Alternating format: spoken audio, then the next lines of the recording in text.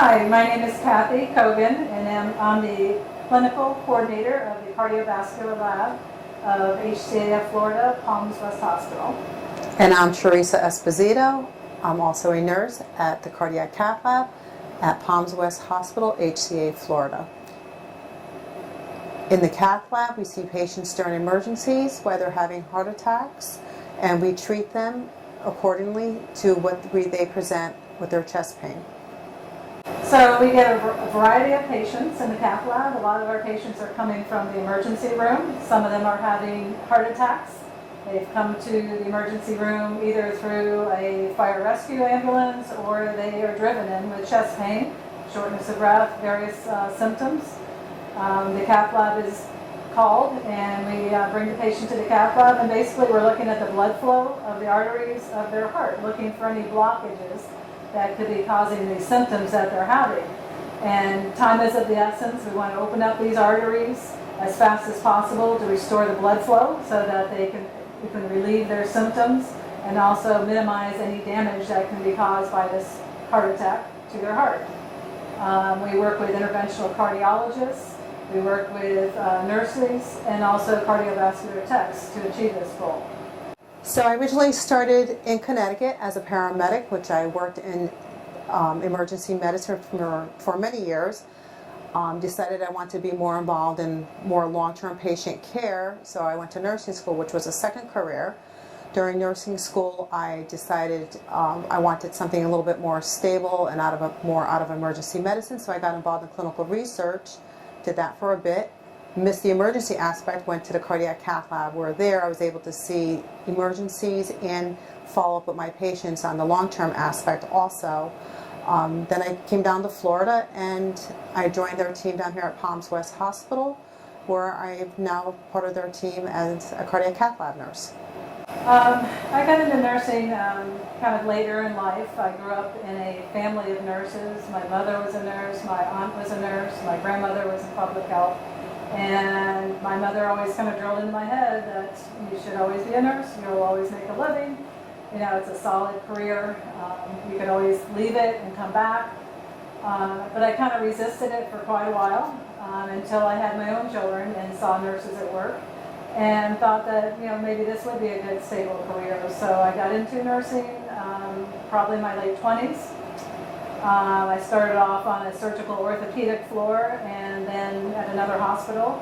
Worked there for several years and then transferred to Palms West Hospital, where I worked endoscopy for a year. And I kind of got into the cath lab by meeting one of the nurses and kind of learning about what she does and what kind of work they did. I really didn't know much about the cath lab at all. Came over here a little bit and found the work very interesting and transferred over, and I've been here 20 years and I just love every aspect of it. I personally think it's the coolest place in the whole hospital. I wouldn't want to work anywhere else. I love the emergencies that come in and seeing the patients and having pain, and immediately when we open up their arteries, all of a sudden their color comes back, their chest pain goes away, and we fix them. I love that aspect of it. Okay, a typical day in the cath lab is never very typical. We may or may not have a schedule. Sometimes we have outpatients and we do know about them and they're scheduled and they're coming in at a certain time. I often work with the schedules and scheduling the doctor and the patients to come in. And also the cardiologists will make rounds in the morning. That means they're going up to see all the inpatients. So as they see them and decide that this patient fits the criteria for having a cardiac cath, they may order them, and then I have to fit them in the schedule as well. So I guess my point is a typical day is very fluid, it changes, and then when we think we have a set schedule, we may have an emergency coming into the emergency room, and that has to kind of trump everything else, and that patient will be our priority. So you have to be a very fluid person and just kind of roll with everything. The equipment that we use when a patient comes into the room, usually they come in on a stretcher or a bed. We lay them onto this table, which is typical of a CAT scan table, almost like an MRI table. And then this is called a C-arm, and what this does is help take pictures. So it goes over the patient, it moves, and the bed will move up and down as we take different pictures of different arteries that are in the heart the pictures we take light up on this screen, so then we can almost superimpose all the different arteries so we can see where the blockages would be within their heart. On this patient in particular, this would be the left main, which is the main artery that comes off the heart, and then branches off to your LAD and your circumflex, which are two arteries that work off the left side of the heart. You can't see it in this picture, but then we would shoot the right coronary, or the RCA, which is on the right side. And when we're looking at these pictures, we're looking for all the blood flow that goes through. And if there's a blockage, if there was one here, we wouldn't see flow through. So we use contrast, which is almost like a dye that would go in also, that helps light all this up so we can see where the blockages are, and then the doctors can go in with either balloons or stents, open up the blockages so the artery stays open so we can get the blood flow through. So what we're seeing right now is the pumping action of the heart, and then you can see the arteries as they all come down and they line through the heart. And this is what feeds the heart in order for blood flow to go in. So if there's a blockage through here, there's no blood flow going through that part of the heart. And with that, that creates the chest pain that the patient will have, which will create them coming into the hospital. So we want all this to be open. These are beautiful arteries, which you're looking at right now. They're all open. There's a lot of blood flow. The pump looks good. So everything's working very well into this patient. In the cath lab, we use two different methods of imaging. We use X-ray, and we also use contrast during the X-ray. What we do is we inject contrast through a catheter, which is a tube that goes into the artery of the heart. The doctor injects the contrast, and as it's flowing through the arteries, we have an X-ray camera that takes the images of the blood flowing through, looking for any blockages. In the cath lab, we use X-ray pictures and contrast to view the coronary arteries. Those are the arteries that wrap around the heart to feed it with blood and oxygen. A lot of people think that we're putting a little camera in these arteries, but we're actually not. We're injecting contrast into the arteries through a long tube. And the X-ray picture is taking the picture of the contrast flowing through. So it's a combination of X-ray and contrast. It's not a camera. Nursing is a field that I highly recommend. There's a lot of areas of study that can be pursued. You can be, a lot of people typically think of a nurse as being a floor nurse, caring for patients for 12 hours a day, but there's all kinds of specialties. There's, you can be like an interventional radiology nurse, you could be a cath lab nurse, you can work in endoscopy, you can also work in case management, there's doctor's offices. So basically, to get a nursing degree, you need to be study math and science. There's a variety of associate's degrees you can get in nursing.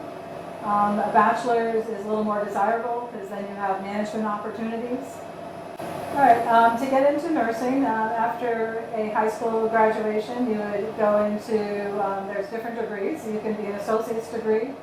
So you can go to some of the state colleges, 2-year degrees, and it's called an associate's degree. To do that, most of the programs have some prerequisites, which would be your basic college courses, your English, math, that type of thing, and then you apply to a nursing program. You have to be accepted. They're looking for high grade point averages. Of course, that depends on which school, what the requirements are. They prefer that you have some kind of medical background, and that could include working as either a CNA, a medical assistant, or volunteering in the medical field. An associate's degree is normally a 2-year degree once you're accepted into the program. There are prerequisites involved prior to that, your basic courses. There's also a bachelor's degree of nursing. Both the jobs, you get a registered nurse degree. The difference with the bachelor's, of course, is two additional years, and there are a lot of different options for that as well. I personally did my associate's degree and worked a couple years and then went back and got my bachelor's. They offer online courses to accommodate nurses who are now working in the field, so they've made it a lot easier for working folks to continue and pursue their degree without having to quit their jobs and go back full time. So you can do online courses, or you can go to a typical college and go full time as well. A bachelor's degree is going to give you more options. A lot of the management positions are requiring bachelor's degrees now. Often sometimes they will give you a position, but then you must finish up within so many years and get your bachelor's. That's what management is looking for, is a bachelor's. It's a little more well-rounded nursing degree. Also, there's master's degrees. My mother, for instance, had her bachelor's degree. She went back online and got her master's degree and specialized in infection control. So there's a lot of different options depending on what your end goal is. For those of you who are deciding to pursue a career in nursing, there's many opportunities out there. Scholarships, grants, mentor programs. There's lots of opportunities. Once you get your associate's degree and you get into a hospital program, you could do your classes online, which will be reimbursed through your employee through a lot of different hospitals. There's also the T. Leroy Jefferson Medical Society that offers programs, also mentorships, which is very important. That's why you can get involved, see what you really need to do, but don't let the tuition deter you from doing what you want to do.